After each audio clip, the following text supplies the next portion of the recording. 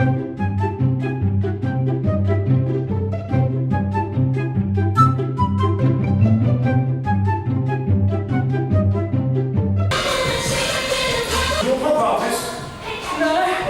looking for some singers.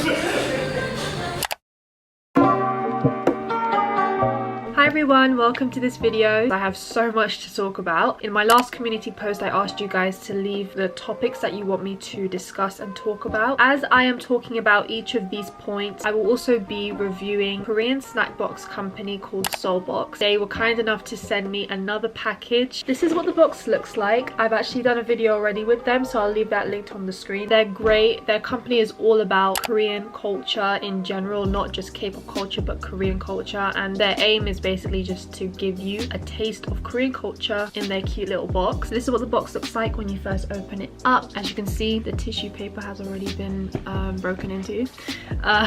They have stickers as well. These stickers are so cute, and a hydrating sheet mask. So there's a full item description. The only ones that I will not be trying today is the ramen noodles and then any drinks as well. So it's basically these. If you would like to go ahead and purchase your own SeoulBox, if any of the snacks here interest you, then you can use my 10% discount code, which will be linked on the screen right now. It is LeahBox for 10% off your first order with SeoulBox. I have been dancing to K-pop, I would say, in the first year that I got into it. So everything I have done has been self-taught. Most of you know there is a big difference in the way that I used to dance when I was 15 years old to how I dance now at 19.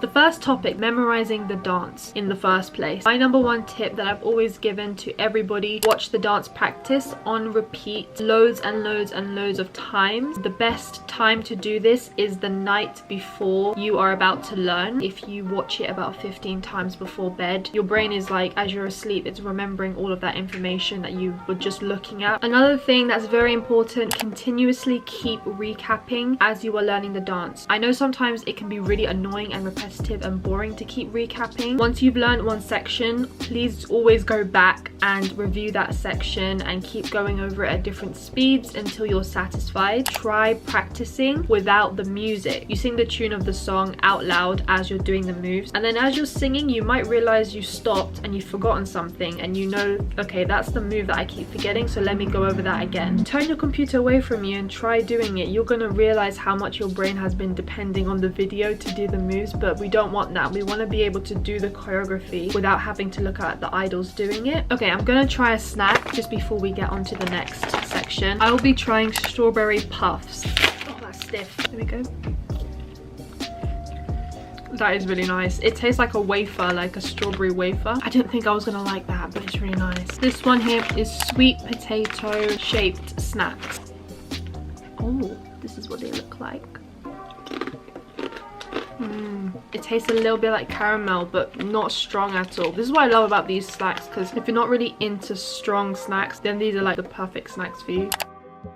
When it comes to dance and timing, some people learn better with counts and some people don't. They just don't even want to mess with counts. Like, counts just confuses them. It's perfectly fine to associate different moves with either a lyric, a beat, or a sound. If there's any beats that go with the move, that's how I work out when to do a certain move at a certain time. So if you really put emphasis on that one move to that one word, then you're going to remember that move starts on that word or that sound. Accuracy is this is one of the most annoying things. Just before that, I'm going to try another snack. I'm going to try an apple cookie. Apparently this is a crumbly pie with gooey apple jam. I don't really like apple pie. Okay, let's just see. I don't know why I'm surprised that I like this. Everything here is just so good. I'm gonna finish this whole thing. Okay, so accuracy. Always being concerned. Am I doing it right? Why don't I look like the idols? Before I even begin talking to you about accuracy, everybody needs to remember idols train and train and train for years. They are corrected by professionals along the way. That comeback becomes their life for the next 3 months. Whereas most of us are learning this choreography in our bedrooms for the next 2 to 14 days with absolutely no help. All we have is is our computer and a video. Another thing to remember is that everyone's body is like built differently, so you're not gonna look 100% to the detail like the idols themselves. Even the idols amongst themselves and their own members, the members look very slightly different to one another, even though they're doing the same movement, even though they're very good at dancing. Aim for progress, not perfection. Just do the best that you can. So one thing that I tried that really helped was to actually film myself. So I'd film multiple takes and then I'd put these takes next to the idol dance practice. You can download a video editing app, or you can get one of those collage apps that have the collage set up for you, and you make sure that it's synced so it starts at the right time. You'll begin to notice slight differences, like you missed a footstep or your hand movements were slightly different. Even things like the angle of your arm. If your arm is supposed to be at a 90-degree angle like this, but in your video you're slightly like that can help you to straighten out your arm here next time. Another thing is also to use a mirror if possible when you're dancing at home. I actually don't know what I look like until I get to my studio on the day of filming. I don't have a full body mirror in my house. The next topic is when you can't do something properly. I'm sure there's been many times where you're doing a move and you're literally like, I can't do this. I felt this way with Stray Kids God's Menu, Stray Kids Back Door, Bias's I Can't Stop Me. When you can't do something, or when you think you can't do something, what you want to do is isolate the moves and separate them and do them one at a time. So if there's a hand movement that you just can't do, just forget the legs, sit down, you're just going to be using your arms, and just slowly copy the hand movements on their own. And you want to do that at different speeds and gradually build up your speed. If it's your legs and you just feel like my legs are not cooperating right now, like I cannot do this shuffling movement or whatever it may be, eliminate the arms and just focus on the legs. If you really cannot do something and you can feel yourself in pain, don't force it. Stop for now and move on. But oftentimes you will find that the next day when you attempt it again, you do it a lot better than you did the day before. Most of the time you can actually do it. You have to remember that these dance moves, these are new moves that your body has never done before. That's why you feel like you can't do it at first. If you look at my cover for Itzy's Wannabe, I could not do that shoulder move that day. I can do it faster now. On that cover day, I could not do it very fast, so it didn't look right. Again, that's a very foreign move for your body to do, and it probably cramped up your chest on the first day of doing it, but just allow your body to rest and then you will be able to do it eventually. I'm gonna try this. So this is like a cornmeal snack. Looks like chips or crisps. I love that. So yeah, they literally taste like crisps. I mentioned and showed you guys a few practical examples of stiffness and flexibility and how to loosen your hips a bit more and the kind of difference that it makes. So if you want to see the examples that I gave, please head over to my other video that I made about how to learn K-pop dances. Flexibility and not being stiff is very important for especially girl group dances that have a lot of hip movements and using your butt. Okay, this is still something that I very much struggle with. I'll give you an example of a cover where I was so stiff. Blackpink, How You Like That video. I don't know what it was, but sometimes certain dances, if they don't suit me too well, I'm thinking about the moves way too much, so I end up being so stiff like a robot. And I feel like the main reason for stiffness in that cover was me not being relaxed. And also, if you're not comfortable with the concept, it's going to show. If you're not confident with the concept and the style, it's going to show. When I was a bit younger, I did a cover to Good Luck by AOA. Now that's more of a like mature like concept, right? I was 15 at the time. When I was doing the main Good Luck move, I was so stiff because I was afraid to move my hips. Sometimes you can be afraid to move this area of your body, you know? So you want to start out by learning dances that you're 100% comfortable with, so you know what it feels like to be relaxed and loose while you're dancing. Stretching is another reason why you may not be flexible. If you are a regular dancer, it is very important to stretch every day, in the morning or in the evening. Try not to just stretch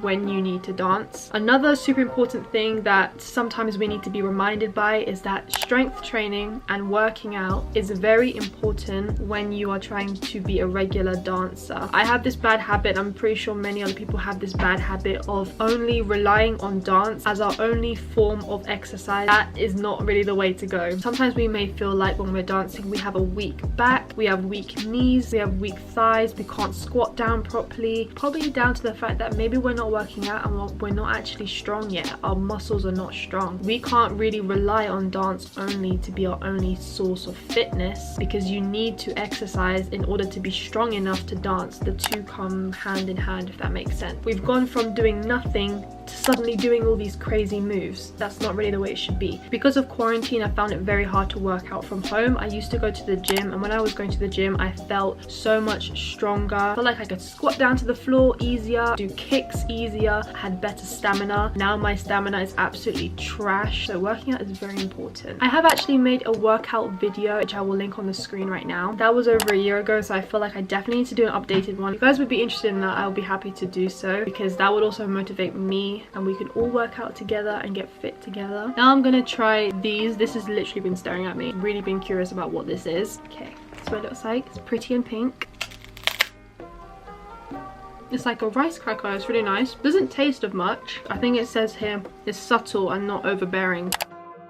You may notice that in your cover, you're either giving too much energy or too little. The energy that you should be putting into a dance is going to fluctuate throughout the routine. I associate energy with like effort. Sometimes there'll be points where you actually need to reduce your energy levels so that you're able to save your stamina, save your energy for a part where you actually need to put a lot of effort into a part. There'll be times also where you need to reduce your energy so that you can control and move properly. Because if you put too much energy into certain moves, you will either injure yourself, lose your balance. So let's think about it this way. If somebody at the gym is working out and they are doing bench press, for example, so having no energy or very little energy would be equivalent to having no effort putting into this bench press. Instead, you want to put a bit of effort in, but you control it. And then at the same time, you don't want to be those crazy guys that push so hard and that it's not actually doing anything and it's not effective and they just look like they're trying too hard. So think about it that way. You want to put enough to be able to control it. When you're watching a dance practice, you want to look out for what moments are the idols actually slowing down and reducing their energy and not using that much power. For example, like in ITZY's Not Shy, when Yuna is doing the hey there, great pair, she's very like controlled, okay? She's putting it enough, pushing and she's gliding, it's controlled, and at the same time it's not overdone, so it's not like hey there like that. It's so powerful that it's overbearing. So you really want to look out for things like that in the practice videos. I'm just gonna try this. This is almonds, I believe. I think this is a surprise treat. There's like a blank treat right there. It's just a silhouette. They look like this, but this could be like a coating of sugar or something with almond inside. I'm not too sure, so let's just try.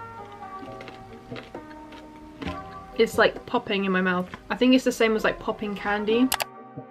So one of the main compliments that I get on my covers is that people say that my covers tend to be very clean and sharp. Obviously it makes me really happy because that's one of the crucial parts of like a cover, is to look clean. Obviously it's not like this every single step of the way, and it wasn't always like this. I'm going to show you a couple of covers right now where my dancing was so sloppy and I know that I could do better now. My moves just didn't flow nicely one after the other. Sometimes there'll be parts where it seemed like I finished a move too early and I was sort of just waiting around for the next move. I was thinking about the moves too much and it just didn't flow nicely. What makes a cover look really clean is when your angles and your lines are on point. What I mean by angles and lines is that, for example, for certain hand movements or arm movements, you really fix up your angles and make sure it's at the right angle. If you're shooting out your arm is really straight so it looks symmetrical. Symmetry and symmetrical lines and clean angles are naturally visually appealing to our eyes, so that's what makes covers look good when somebody does this. So again, this is when you would go back to your side-by-side comparison. Also, make sure you're holding the position at a good amount of time to make it clear that that's the move.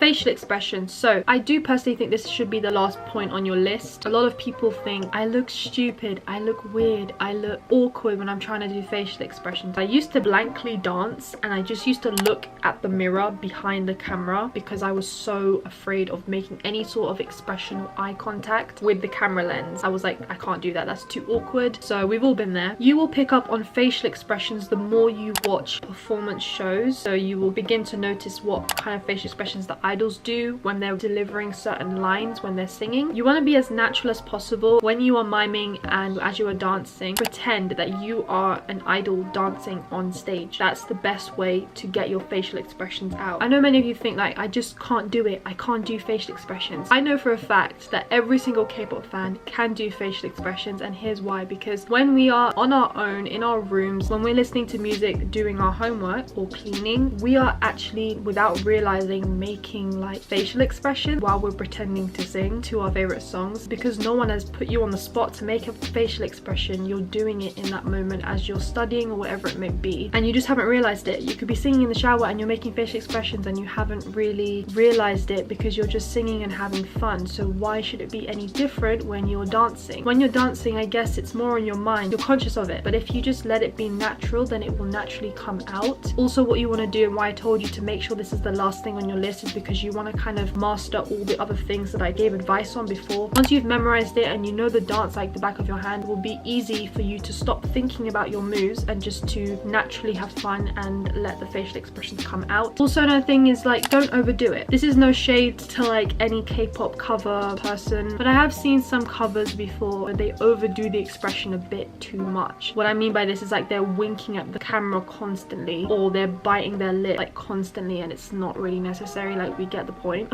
So you don't want it to be forced, and I truly believe that everybody has it in them to do it, to do facial expressions, because we do them anyway when we're, you know, on our own listening to music. This right here, I believe it's probably seaweed, right? This is fried seaweed. Oops.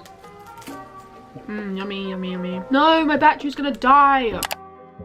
Okay, sorry if the angle has changed a little bit. I had to go charge my camera for a bit. If you are not confident, or you don't appear confident, you'll be afraid to put in a certain amount of energy or power into a certain move. All of the points that I just gave you about stiffness, flexibility, power, control, facial expression, you will be able to do all of those things, but you need to have confidence. I know that some of you guys were saying that you're not even comfortable to like film yourself or do the moves in front of the mirror because you're even afraid to look at yourself. You've got to think positively about yourself. Even once you've recorded yourself and you pointed out what things you've done wrong, next thing you want to do is you actually want to give yourself some good points. What things did you do well, and you want to praise yourself on those things. For me personally, I really had to get over the fear of people in the building that I'm filming in seeing me. I was always afraid of people seeing me dance as they walked by my studio. That would prevent me from actually putting in any power, effort, energy into my routine, and that's what resulted in me looking a bit sloppy. I also made sure like I was kind of dancing a bit more casual and not putting my all into the cover because I was afraid of somebody seeing me because I was so embarrassed. I know that some of you guys learn in your house and you're like embarrassed of your family members and everything. Again, you have to really try not to care what people think around you. If you really have to be alone, then you also can't be afraid of yourself. You can't be embarrassed of yourself, because if you're embarrassed of yourself, then you're not going to get anywhere. I've seen a lot of people criticizing their bodies, like they have long limbs, their body looks weird, they're too skinny, they're too overweight, I'm too this, I'm too that. Most of those things are in our head, and we just assume that those things are making our dance moves look weird. There was a point where I used to hate dancing in t-shirts or vests. I was so self-conscious of my arms. I thought that I looked worse if I was wearing a t-shirt. I have double jointed arms. My arm is not like straight, it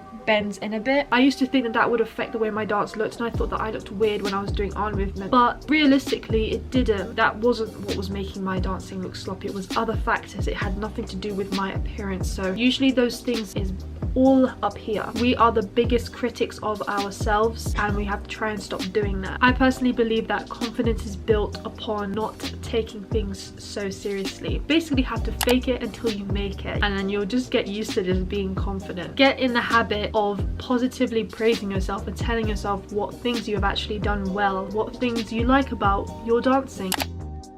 The final thing I'm going to talk about is procrastination. One thing that I do is I just play the song. If I'm not in the mood, I'll just put it on. The song itself, if you enjoy the song, it might get you in the mood. Another thing you can do is to watch either the dance practice or somebody's cover to get you inspired to get up on your feet and start learning. Another thing you can do is changing into your like favorite gym wear that makes you feel good, fitness clothes. You can also set yourself like a reward, like if I learn this amount today, then I'll reward myself with this at the end of the day, whatever it may be. Another one that I think would be very helpful, you want to set yourself a 15-minute timer, literally like this, right in front of you. Put a 15-minute timer on and you put it in front of you as you have the dance practice up. You want to give yourself 15 tiny minutes. 15 minutes is nothing, okay? 15 minutes you're going to dedicate to just getting started with learning. Even after that 15 minutes and you really don't feel like it, you're in a really horrible mood, you're in pain, need to listen to your body and rest, then you don't have to. You just stop. At least you tried. You can say that you've tried. After that 15 minutes minutes is over, if you feel like you're enjoying yourself and this is going quite well, I can learn some more and I'm in the mood now, then keep going. Yeah, I hope this helped you out. Also, if you are interested in any of these Korean snacks that I tried from SeoulBox, please go ahead to their website and follow them on Instagram. Please use my code LEAHBOX for 10% off your SeoulBox. Thank you again for watching this video, and I'll see you guys in my next video.